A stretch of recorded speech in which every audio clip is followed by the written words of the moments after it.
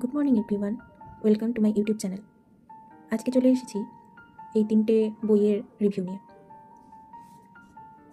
প্রথম বইটার সম্পর্কে যদি কিছু বলতে হয় তাহলে বলবো এই বইটা আমার সমস্ত পড়া বইয়ের মধ্যে একটা অন্যতম প্রিয় বই, চাপরাশ বুদ্ধদেব গুহর। এই বইটা সম্পর্কে যত কিছু না বলবো সেটাই কম বলা হবে। চাপরাশ যে বহন করে সেই তো চাপরাশি, তাই না?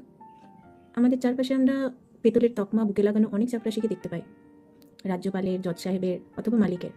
কিন্তু এই উপন্যাসে অচেনা এমন অনেক চাপরাশির প্রসঙ্গ আছে যারা শুধুমাত্র ভগবানের চাপরাশ। এই পাতায় পাতায় তারা কি বহন করছে সেটাই একমাত্র তারই আলেখ্য। বইটা যদি তোমরা কেউ পড়ে থাকো তাহলে তোমাদের করে কি মনে হয়েছে সেটা আমার সঙ্গে শেয়ার করতে পারো। এর পরের বইটা সম্পর্কে কিছু না বললেই নয়, এটা বুদ্ধদেব গুহর অন্যতম একটা প্রিয় বই, যেটা হলো মাধুকরী। এটা আমার মতে তার লেখা সবথেকে বেস্ট বই। একবিংশ শতাব্দীর নারী পুরুষদের সম্পর্কে সাধারণ পাঠকের মন ও বুদ্ধিজীবী পাঠকের মনন দুটোতেই একসঙ্গে ঝঙ্কার তোলার উপন্যাস এটা। এর কাহিনী, ভাষা, স্টাইল, জীবন দর্শন সব কিছুই নতুন।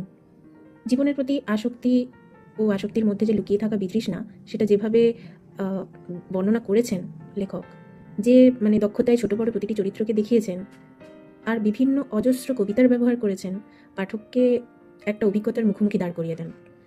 যখন এটা কেউ পড়ে তখন সে যেন অন্য জগতেই বিচরণ করে। তাই এটা আমার একটা অন্যতম প্রিয় বই। যদি তোমরা কেউ পড়ে থাকো তাহলে তোমাদের অভিজ্ঞতা শেয়ার করতে পারো, আর যারা এখনো পড়োনি তারা তাড়াতাড়ি কিন্তু এটা পড়ে নাও।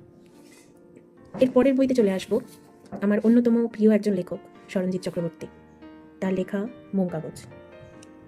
তার প্রচুর বই তো আমার পড়া, কিন্তু এ যাবৎ এই বইটা আমি এখনো পড়ে উঠতে পারিনি। এটা আমার পড়ার ইচ্ছে রয়েছে, শুরুও করেছি। যতটুকু পড়ে জেনেছি, একটা জীবনকে দুভাগ করে সামনে নিয়ে আসে এই উপন্যাস।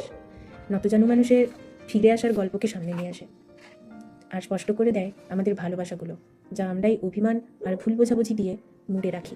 কিসে? মোম কাগজে।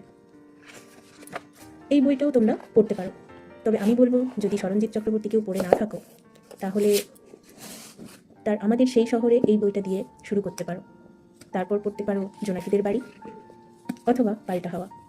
আজ তাহলে এটুকুই। পরের দিন আসছি আবার কোনো ইন্টারেস্টিং কোনো সাবজেক্ট নিয়ে। টাটা।